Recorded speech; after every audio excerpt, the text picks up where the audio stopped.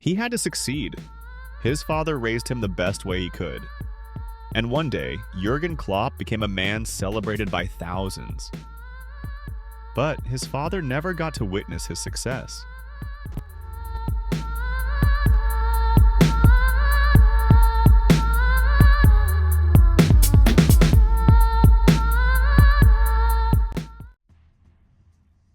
Jurgen was born in Glatten, a district of Stuttgart known for its nature, rivers, and rainy weather. His mother, Elizabeth, was a quiet, calm woman who devoted her life to her family. But in the household, the dominant figure was Norbert, a former amateur goalkeeper. A tough, outspoken man from northern Mainz, Norbert wanted his son to pass on his love for football, despite already having 2 daughters. And then Jurgen was born. Norbert, who worked as a traveling salesman, was always strict with his son. He put Klopp through intense training routines from an early age. As Klopp himself once said, "My father was always ruthless. He trained with me constantly and always beat me. While I was halfway through a 20-meter sprint, he'd already finished it. He was always ahead of me in skiing and in tennis. He wouldn't let me score a single point. When I asked him whether he actually enjoyed doing that, he shouted angrily, 'Do you really enjoy losing?' He rarely praised me, but always judged me." Although Klopp sometimes hated it, he slowly began to act just like his father. He was taller than his peers, had blonde hair, and he could speak well. Even though his grades weren't the best, he was well liked by many. Even as a child, he knew how to touch people's hearts. He started playing football for the town's local team, Glatten. Although he dreamed of becoming a doctor, he always felt he wasn't smart enough. At 19, he left his family and moved to Ergensingen to play football. In truth, he hated being the center of attention at home because of his father's presence. In Ergensingen, his coach Walter Bauer taught him the finer points of leadership. The best coach in the region made Klopp the team captain. That was the day Jurgen realized he could be more than just a footballer. Despite spending his youth in the lower leagues, returning home a failure was not an option. As Klopp once said, "I had 4th division skills and Bundesliga intelligence." He started his career as a striker. Later, he was shifted to a center-back position. Around that time, he also worked at a video store selling movie tapes. And eventually, he signed his first professional contract with Mainz, his father's hometown club. He learned how to use his limited skills to their full potential, and how to become the best in the team. At one point, manager Wolfgang Frank was directing his questions not to his assistant coach, but to Klopp. It had already become clear at Mainz that Klopp was destined to become a manager someday, and he was smart enough to realize it too. As he got older, he started commuting back and forth between Mainz and Cologne, a 400-kilometer round trip over 2 days, just to attend coaching sessions led by Erich Ruthmüller. After Mainz's head coach Eckhard Krautzen's contract ended, an emergency meeting was held between the players and sporting director Christian Heidel, and one name was suggested as the next coach, Jürgen Klopp. In February 2001, at the age of 33, Klopp retired from playing football to become the team's manager. At a time when everyone believed Mainz was heading for relegation from the Towden Bundesliga. The path there wasn't easy. Klopp had to climb it his own way. In his second year, he was on the verge of reaching the Bundesliga. And in his third, he made history, leading the club to the German top flight for the first time ever. But the man who had raised him to be the best, his father, never got to witness that success. Norbert Klopp lost his battle with cancer in 2000. From his childhood days on football fields and tennis courts, Jurgen had never been able to show his father that he had become a coach, or even a legend. Klopp went on to develop one of the most admired systems in modern football, Gegenpressing. His inspiration came from Mainz's former coach Wolfgang Frank, who had himself been inspired by Arrigo Sacchi. No libero, a back four, and an aggressive high-risk system that pressed relentlessly in defense, midfield, and attack. Klopp was fascinated by how the entire team moved together toward the ball like one living organism. They worked harder, took more risks, and they always had a numerical advantage on the pitch. So did Klopp. Fast, energetic, passionate.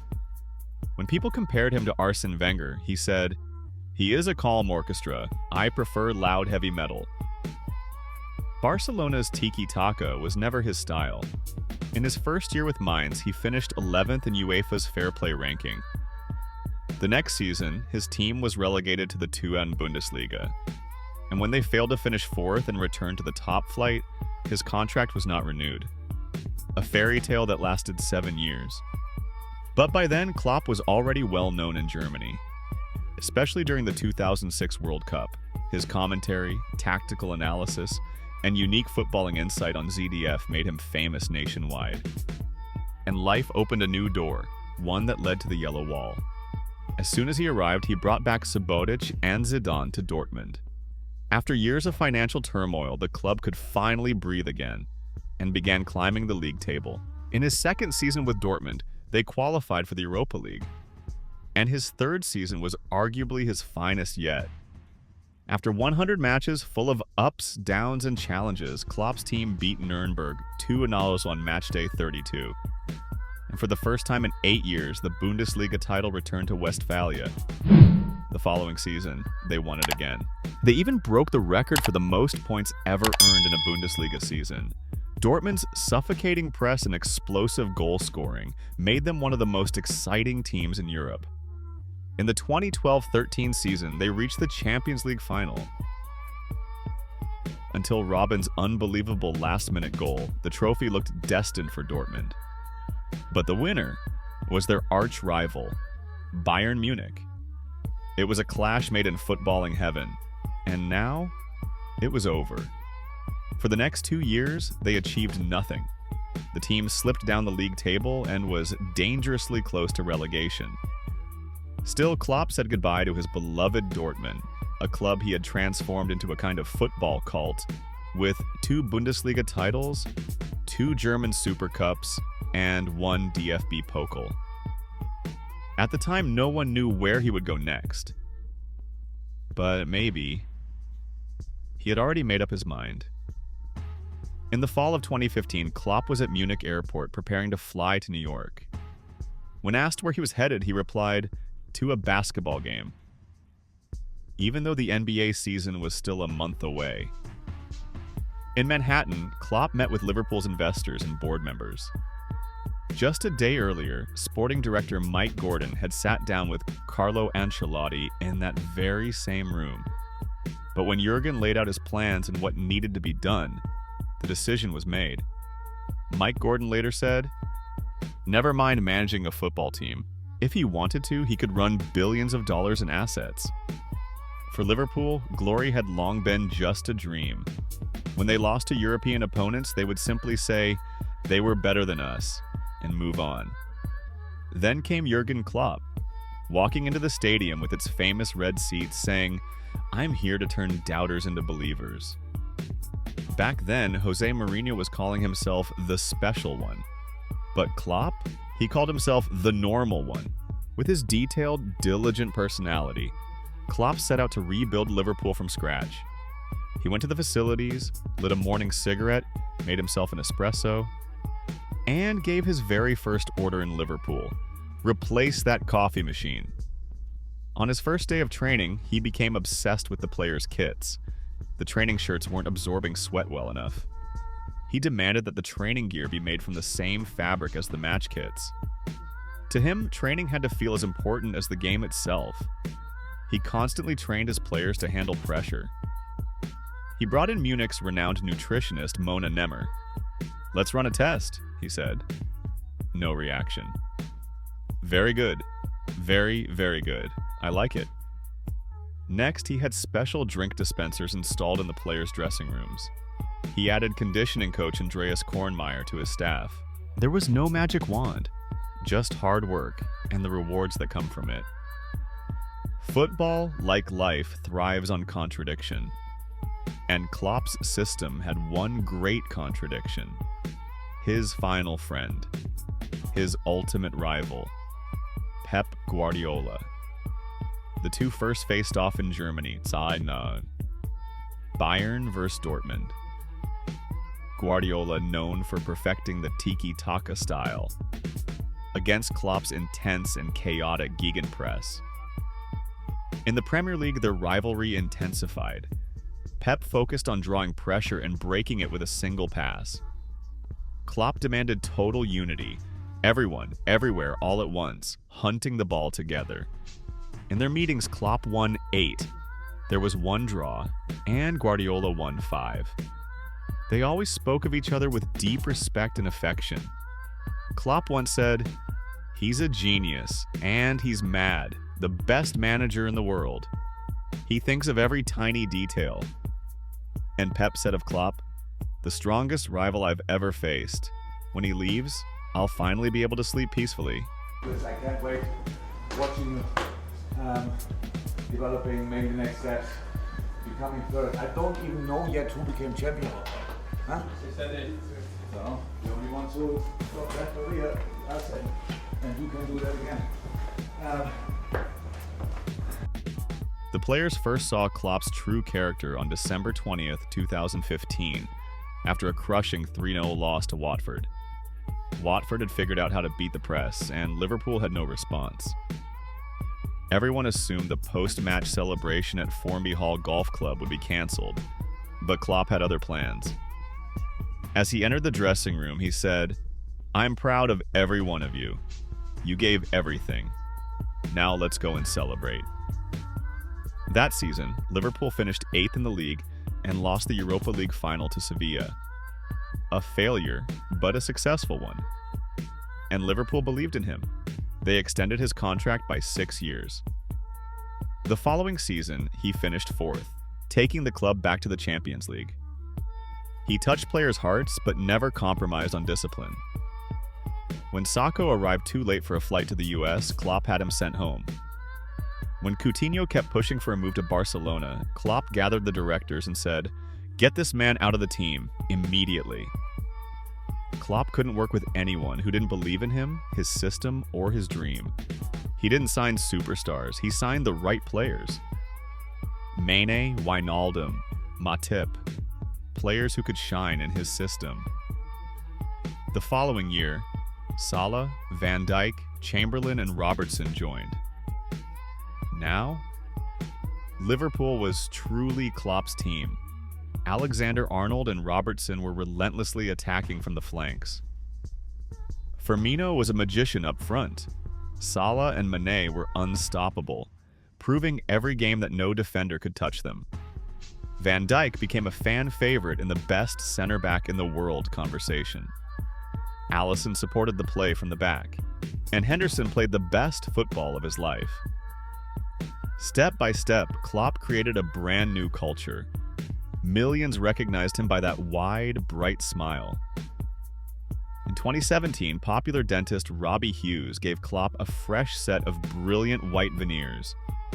And from that moment on, Jurgen Klopp's smile became just as iconic as his football. In 2021, after undergoing laser eye surgery, Klopp no longer needed glasses. His straight blonde hair had been hidden under a Liverpool cap for the past few years. As he aged, people around him began to notice he looked more and more like his father. But there was one difference. Jurgen had a heart of gold. His longtime agent, Mark Kosicka, once said Klopp's greatest gift was caring for people. German journalist Jan Dehling described him with a single word: Menschenfänger, a people catcher, someone who draws others in, warmly, positively, instinctively. That's what Klopp did. He turned his own dreams into the dreams of millions, and his team into the hope of an entire city. Even off camera, he was kind. To the disabled, to the elderly, to children, Klopp always found time. He donated his bonuses to charity. He contributed to countless aid projects. And maybe he didn't even realize it, but through his passion, his hard work, his laughter, his arguments, and his hugs, he was no longer just a manager. He was Liverpool. For the first time since 1989-90, Liverpool were champions of England. They won the Champions League, the FIFA Club World Cup, the Super Cup, the FA Cup, They won everything. But as Klopp was planning the next season, something shifted. He thought of his friends back in Glatten, his father, who lost his battle with cancer, his mother, who passed away 3 years ago, his sister, who ran a hair salon in Mainz. His journey, from discussing tactics in coffee shops, to fighting for Mainz's promotion, to beating Bayern with Dortmund, to giving everything he had for Liverpool. He glanced back at the transfer list, then looked up and said, "I'm tired." He was 56. He had spent the last 40 years trying to achieve something in football, and he did it for his father. Before mid-season, he went to the club's board and said, "It's over. Yes, I need to go. I'll leave at the end of the season." Yeah, I have to. I will leave the club at the end of the season. I can understand that it's a shock for a lot of people in this moment when you hear it the first time, but obviously I can explain it, or at least try to explain it, and I love absolutely everything about this club. I love everything about the city. I love everything about our supporters. I love the team. I love the stuff. But I'm absolutely fine now. But I know that I cannot do the job again and again and again and again. And after all the years we had together, and after all the time we spent together, and after all the things we went through together,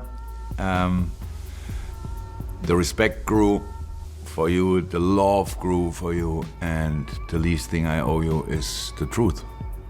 And that's the truth. Liverpool felt heartbreak, but they loved him so much. They couldn't even say, "Please don't go." The sun rose over Lime Street Station, shining between the city's arched homes. News of Klopp's resignation echoed through the streets. To Liverpool, Klopp stood alongside Bill Shankly, the man who made them champions in 1974. He wasn't leaving out of romance. He had made the decision before the season even began. He simply wanted to give the club time. And he had one request. Please don't turn our matches into a farewell tour. After the final win against Wolves, Anfield said it one last time, "You'll never walk alone." You give actually a shit what I want you to sing.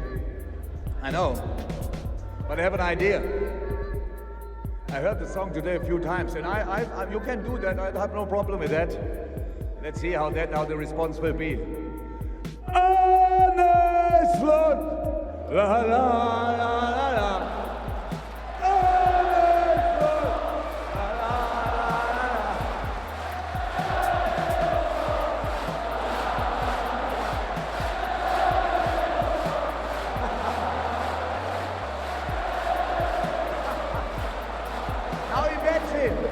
Imagine the next season starts and you are not waiting. Let's see how the response will be. La la la la la.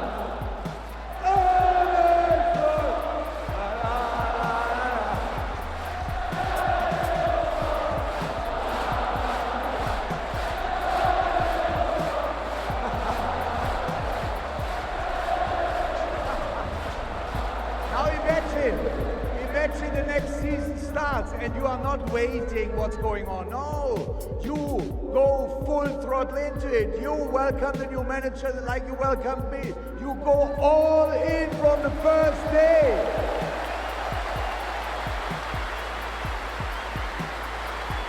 And when it's hard, you keep believing. When it's difficult, you keep believing. And you push the team. You wait not for a goal or whatever. And get down on your toes. You are on your toes before we score. Because I'm one of you now. I love you to bits.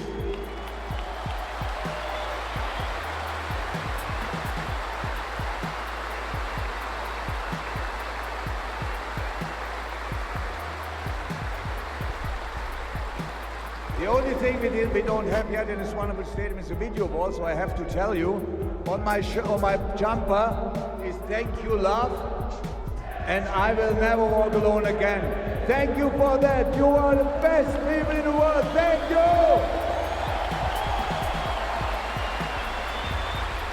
Would have thought that I would get any key of a city. When I heard first about it, it was absolutely. I didn't understand it in the first place. Haven't lived a normal I'm not life 100% sure we have these kind of things in Germany, so somebody needed to explain it to me. I want to see life as it is. Piece by piece, I understood it, and then I felt a sort I'm of still a very capable person, pride. and I'm the only one I who can't knows remember I how felt it old I before. really It was feel. really strange, but I can tell you, I will take it and I will keep it forever Many Liverpool fans watched in him my walk mind away, tears and in heart. eyes. He'll now spend time in Germany and at his home in Mallorca. Maybe, like he said in a 2016 interview with the Daily Mail, "When I leave football, I won't miss a thing." Maybe he'll never return. Or maybe he'll feel restless. And in a year, he'll come back to write history again. Jurgen Klopp's departure from Liverpool in 2024 wasn't just the end of a chapter. It was the end of a story written in passion, belief, and unshakable love. For nearly a decade, Klopp wasn't just a coach. He was the beating heart of Liverpool, the man who made the impossible feel inevitable, who turned doubters into believers, and believers into champions. When he announced he was stepping away, there was silence.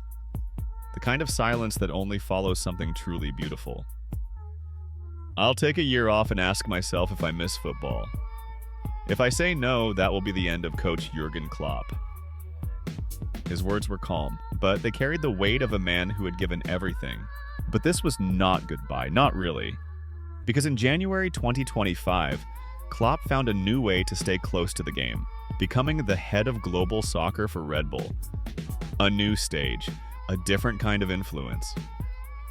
Still Klopp, just without the sideline screams, the fourth official stare-downs, and the last-minute fist pumps. Now, as he rests, the world watches with gratitude. We remember not just the trophies, the European nights, the Premier League title, but the man who smiled through the storms, who hugged every player like a son, who made us feel like we mattered, even when we didn't win. Because he didn't just manage a football club. He led a family. He inspired a city. He built a legacy. Whether he returns to the touchline or chooses to stay in the shadows, Klopp has already given us something no one else could, a reason to believe. And maybe that's what greatness truly is. Not just winning, but making people feel like they're part of something bigger than themselves. Thank you, Jurgen. You'll never walk alone. Not now, not ever.